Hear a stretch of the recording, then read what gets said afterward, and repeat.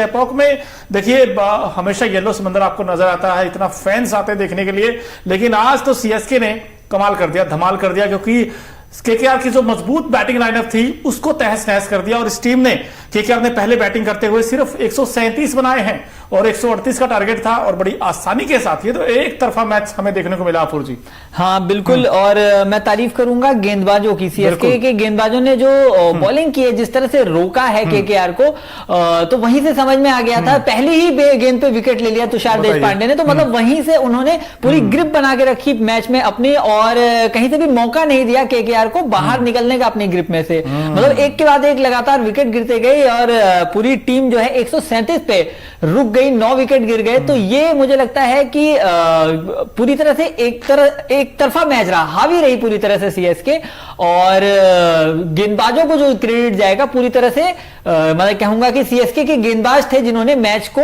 अपने फेवर में किया। बिल्कुल फेवर में किया। मुस्तफिजुर रहमान, इनका कमबैक हुआ था टीम में, इन्होंने अच्छी बॉलिंग की और साथ ही साथ ये देखिए शार्दुल ठाकुर को भी वैसे मौका मिला था, इन्होंने भी अच्छी गेंदबाजी की, लेकिन महेश तीक्ष्णा, अब इन्होंने 4 ओवर में 28 रन दिए और 1 विकेट इनको मिला। लेकिन ये स्टार है आज के रविंद्र जडेजा, 4 ओवर में सिर्फ 18 रन और 3 विकेट झटके हैं।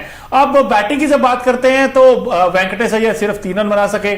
सुनील नारायण जो ओपन करते थे, 1-2 शॉट्स तो अच्छे खेले इन्होंने आते ही, हमें लगा था आज भी यार उसी फॉर्म में है, लेकिन जल्दी आउट हो गए। अंकुरिश रघुवंशी ये बड़ा इंप्रेस कर रहे हैं, बार बार इस मैच में भी 18 में 24 बनाए।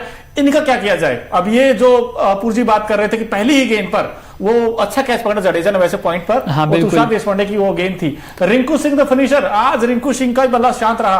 अय्यर, अब इन पर सवाल ये है कि 32 में 34 शॉट तो अच्छा मिल गया था, रसल भी जल्दी आउट हो गए 10 में 10 बनाकर। लेकिन दोस्तों सवाल ये है कि 56 बना चुका था तकरीबन 6 ओवर में केकेआर, लेकिन उसके बाद क्या हो गए, टुक टुक टुक टुक स्पिन के जाल में पूरी तरीके से फंसता नजर आए केकेआर के सारे बैट्समैन, और खासकर अय्यर का तो बिल्कुल आज बहुत स्लो खेले हैं अपूर जी। ये 32 में 34 नहीं थी, ये उम्मीद नहीं थी कि मतलब इतना धीरे खेल जाएंगे, वो भी ऐसी सिचुएशन में। और खासतौर से अगर विकेट की बात करें, तुषार देशपांडे ने 3 विकेट लिए और तीनों ही बहुत इंपॉर्टेंट विकेट। पहली ही बॉल पे आपने जो साल्ट है ओपनर है उनका विकेट लिया, इसके अलावा रिंकू सिंह का बहुत इंपॉर्टेंट विकेट है, उन्हें आपने आउट किया, और रशेल जो मतलब तूफानी बल्लेबाज है उन्हें आउट किया। मतलब 3 ऐसे विकेट लिए जो अकेला बल्लेबाज मैच के रुख को पलट सकता था, मैच को जिता सकता था। ऐसे 3 विकेट तुषार देशपांडे ने लिए। रविंद्र जडेजा तारीफ करेंगे कि शुरुआती विकेट उन्होंने निकाले, 3 विकेट निकाले शुरुआती। तो मुझे लगता है कि ये 2 गेंदबाज ऐसे थे जिन्होंने मिला जुला के पूरी जो बैटिंग ऑर्डर था केकेआर का उसे तहस नहस कर दिया। और जो एक जीत का क्रम चला रहा था, लगातार 3 मैच केकेआर ने जीते थे, तो ऐसा लग रहा था कि एक बार पूरी रॉकिंग परफॉर्मेंस है केकेआर की, तो वो बिल्कुल भी नजर नहीं आई। मतलब बैटिंग इस तरह से कोलैप्स हुई है, ऐसा लग रहा है, मुझे लगता है कहीं ना कहीं ओवर कॉन्फिडेंस का भी शिकार हुए हैं केकेआर वाले। मतलब 3 मैच जीतने के बाद मुझे लगता है कि वो ओवर कॉन्फिडेंस कहीं ना कहीं भीतर था और वो उनकी बैटिंग ऑर्डर को कोलैप्स कर गया। बिल्कुल आप ठीक करें। और एक और दिक्कत ये भी थी कि जो स्पिन फ्रेंडली विकेट था दोस्तों, और वहां पर रविंद्र जडेजा ने बड़ी अच्छी गेंदबाजी की, टर्न भी था, बाउंस भी था, जिसके चक्कर में सारे के सारे बैट्समैन फंसते चले गए कि डबल माइंड किया, खेलूं या चौका मारूं या रोकूं। और उस विधा में वो तो भला हो श्रेयस अय्यर का, हालांकि उन्होंने ठीक ठाक रन बनाए और इस तरीके से स्कोर 137 पहुंच गया। भाई 56 पे 1 था, उसके बाद देखते देखते 60, 64, 65 ऐसे आते गए और चलते गए। अब अय्यर ने 34 जरूर बनाए, लेकिन सवाल यह कि 32 में 34, ये तो टेस्ट इनिंग में देखते हैं हम लोग स्कोर आजकल। लेकिन बड़ी बात यह है कि सीएसके की लगातार 2 हार हुई थी, उसके बाद अब ये जो जीत आई है, कहीं ना कहीं टोनी का काम तो करेगी।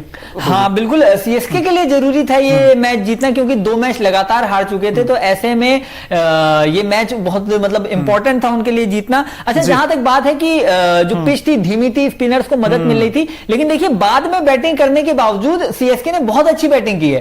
सिर्फ 3 विकेट गंवाए और 141 का टारगेट जो बहुत आसानी से चीज कर लिया। मतलब ऐसा मौका नहीं दिया कि स्पिनर्स हैं और आप बाद में बैटिंग कर रहे हो तो कहीं भी अपने ऊपर डर को हावी होने दिया हो या केकेआर के गेंदबाजों को हावी होने दिया हो।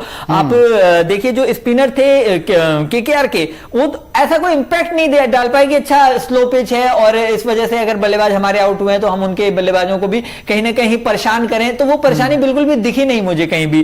और सुनील नरेन है, 1 विकेट उन्हें सिर्फ मिला। वरुण चक्रवर्ती बहुत अच्छे स्पिनर है, उन्हें 1 भी विकेट नहीं मिला। तो मुझे लगता है कि मतलब पिच के धीमे होने का कोई फायदा बहुत ज्यादा केकेआर उठा नहीं पाया। बिल्कुल उठा नहीं पाया, लेकिन जिसने फायदा उठाया उसका नाम सीएसके है, चेन्नई सुपर किंग्स।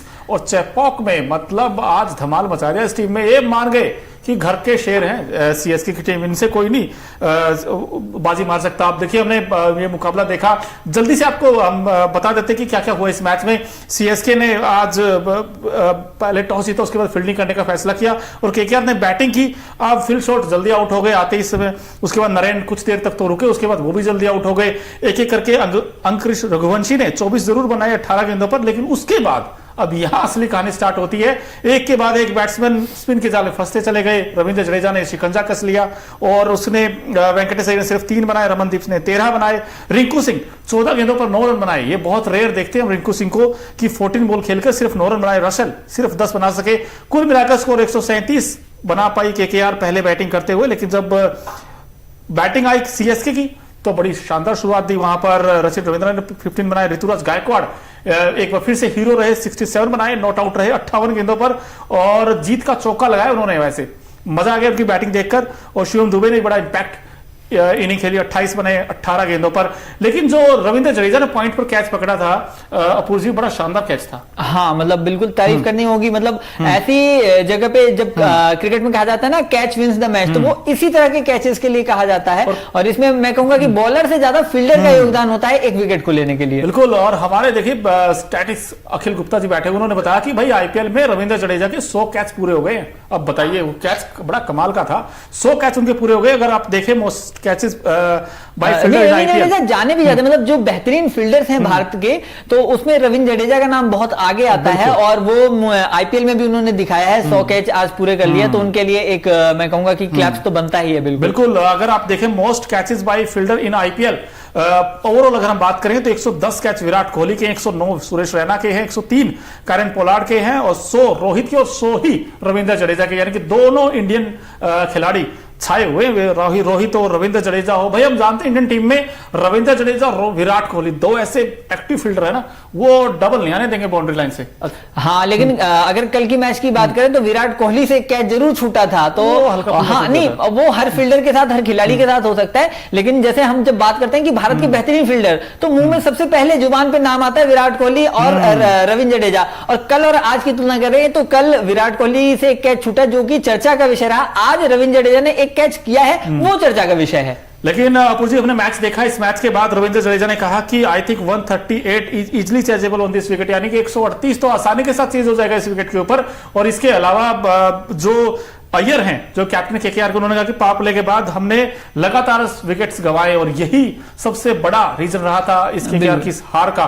बड़ी हार है दोस्तों, क्योंकि केकेआर, ठीक है हम जानते हैं कि भाई ये वो टीम है जो बड़े रन बनाती, 272 बनाए थे इसी टीम ने बनाए थे डीसी के खिलाफ। लेकिन आज इनकी बैटिंग, कहते हैं एक बैकबोन, वो आज कमर से टूट गई है। क्योंकि वहां पर आप देखिए रविंद्र जडेजा थे, तुषार देशपांडे थे। तुषार देशपांडे ने बड़ी अच्छी गेंदबाजी की, तारीफ करनी पड़ेगी। और उन्होंने जो रसल का आउट किया, उसके बाद उन्होंने स्टाइल किया, वो डेविन ब्रावो करते हैं ऐसे ऐसे वो स्टाइल, उस तरीके से वो स्टाइल किया था उन्होंने। तो मजा आ गया तुषार देशपांडे का आंकड़े देखकर, और रविंद्र जडेजा के आप स्क्रीन पर देख भी रहे होंगे।